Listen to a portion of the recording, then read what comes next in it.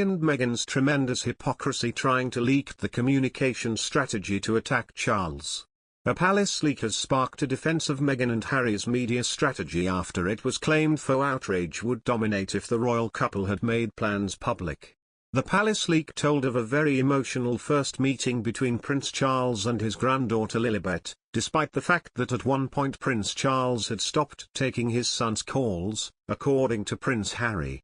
Nonetheless, the Prince of Wales and the Duchess of Cornwall were delighted to see the Sussexes, who hadn't returned to the UK since 2020.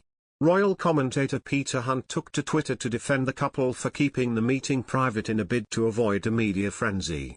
He said, "This insight into a very emotional first meeting between a grandfather and a granddaughter has come from those close to Prince Charles. Faux outrage would be dominating column inches if Harry and Meghan had briefed on the private family get-together."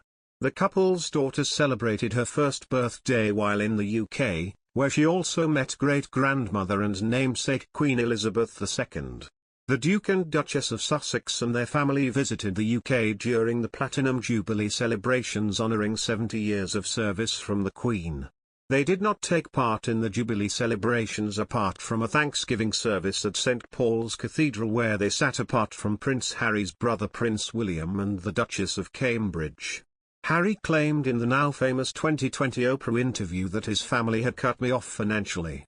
Clarence House said that Prince Charles had provided support for his son until the summer of that year. BBC that it was great that the Sussexes had become financially independent. The source said, "Great credit to them. They said they wanted to transition to financial independence and that has now been achieved." Meghan and Harry have signed multi-million-pound deals with Netflix and Spotify since they moved to California. Production dates, however, are yet to be released. A spokesman for the Sussexes did not respond when asked to comment, nor did they respond to claims that the couple's lawyers had been in touch with the palace throughout the process. It is also not known if Harry's brother William and his wife Kate were asked to give evidence, because several of the aides at the centre of the row were shared between the Sussexes and the Cambridges.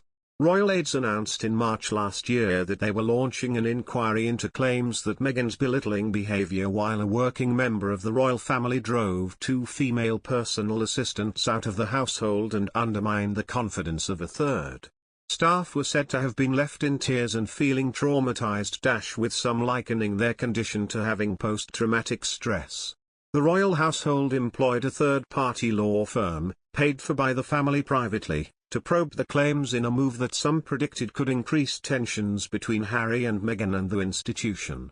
The allegations have always been strongly denied by the Duchess, whose lawyers described them at the time as a calculated smear campaign. They did not respond to requests for comment yesterday. Last year a palace spokesman made clear that the specifics of the allegations, which were brought to the attention of senior household staff at the time by Harry and Meghan's concerned press secretary, Jason Knauf, would not be probed. But they said they would investigate how the historic allegations of bullying were handled by officials and whether any changes to their HR policies and procedures should be instigated as a result. A spokesman confirmed that if those findings were to be made public, they would be included in this year's Sovereign Grant Report, the official annual review into the Queen's public finances and the running of her household.